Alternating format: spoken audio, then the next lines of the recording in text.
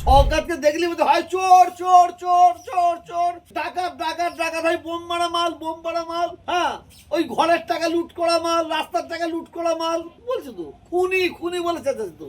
নওশাদকে দেখে কেউ আজ পর্যন্ত বলেনি।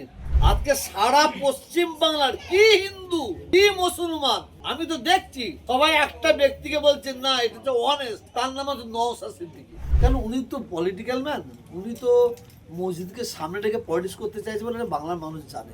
যোগী আদিত্যনাথের বাপের জায়গা হুমায়ুন যে মসজিদ করেছে, ওই মসজিদ করার কারণে মুসলমানদের মধ্যে দ্বন্দ্ব হবে কিনা, দেশের মধ্যে অরাজকতা হবে কিনা, সেটা আমাদের লক্ষ্য রাখতে হবে। মসজিদকে যদি রাজনীতি করতে যায় তাহলে হুমায়ুন চৌধুরী নিজের খবর নিজে করবে। ওদের কথা শুনে শিয়াল হাসছে আর কুকুর হাসছে। শিয়াল আর কুকুর দেখবেন খুব হাসছে ওদের কথা শুনে, কারণ ওরা এত মূর্খ, এত জাহেল, এত অজ্ঞ, মানে ওরা পার্টি করতে করতে মাতাল হয়ে গেছে। পশ্চিম বাংলার মুখ্যমন্ত্রী মমতা ব্যানার্জি, উনি তৃণমূলের মুখ্যমন্ত্রী তো নয়, উনি হচ্ছে বাংলার মুখ্যমন্ত্রী। উনি সিপিএম, কংগ্রেস, তৃণমূল, বিজেপি অর্থাৎ বাংলার মানুষের মুখ্যমন্ত্রী।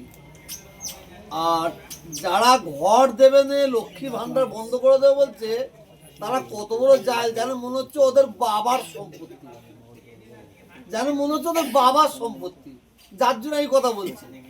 তো ভাঙড় এবং ক্যানিংয়ের মানুষ এই কথা বলাগুলোর জন্য আরো জোর জবাব দেবে বলে আমি মনে করি। আমি ভাঙড় ক্যানিংয়ের মানুষকে বলবো, এই কথাগুলো বলা মানে যেন মনে হচ্ছে ওরা ভিক্ষা দিচ্ছে। এর জবটা জোরে দেওয়া দরকার আছে বলে সামনে 2026 ইলেকশনে। ভোট যত এগিয়ে আসছে ভাঙড় উত্তপ্ত হচ্ছে আইএসএফ টিএমসির মধ্যে। দেখেন উত্তপ্ত বলতে কি, ওখানে কুল্লি করলি নাম বলতে হবে তো, ওই কি নাম, ওই জালেম মোল্লা,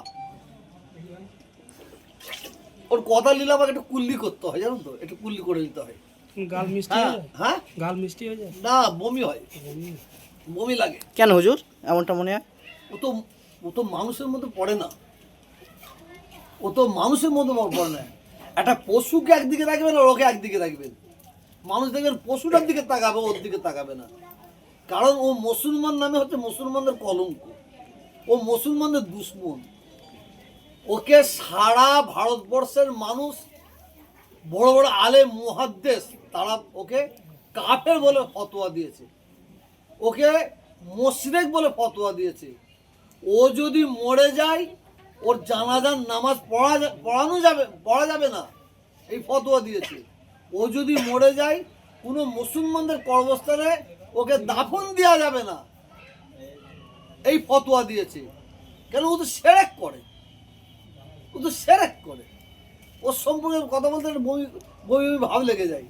বলেন এবার ভাঙড়ের মানুষের উদ্দেশ্যে কি বার্তা দেবে যে উত্তপ্ত? ভাঙড়ের ক্যানিংয়ের মানুষকে আমি একটাই কথা বলবো, আপনারা সব সহ্য করেছেন।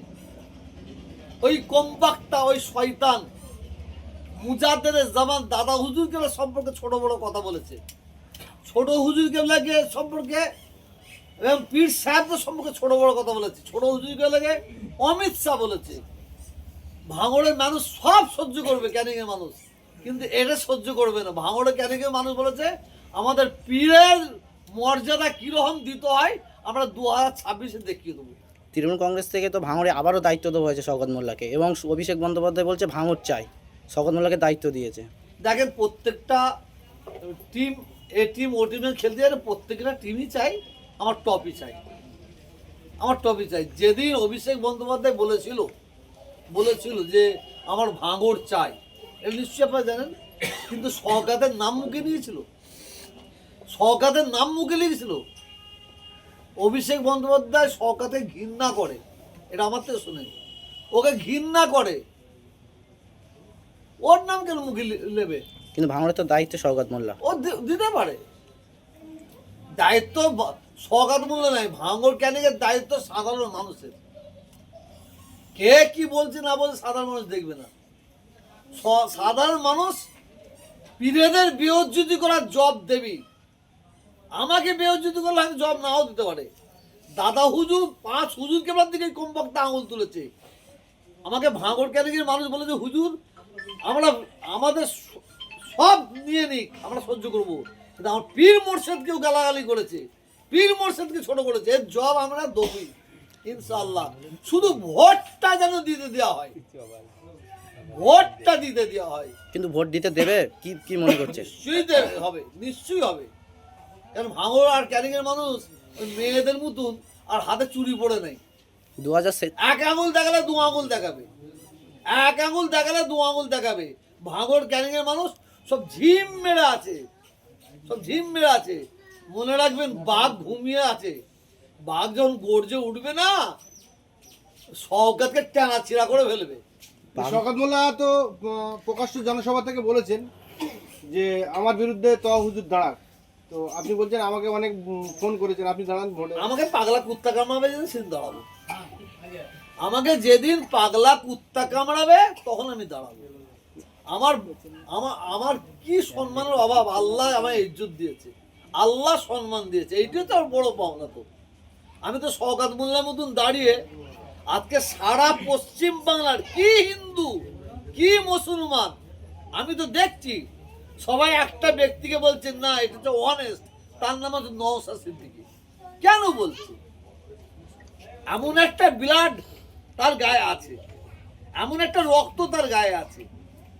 আর শওকতকে দেখলে বলতে হয় চোর চোর চোর চোর চোর, ডাকাত ডাকাত ডাকাত, হয় বোম মারা মাল, বোম মারা মাল।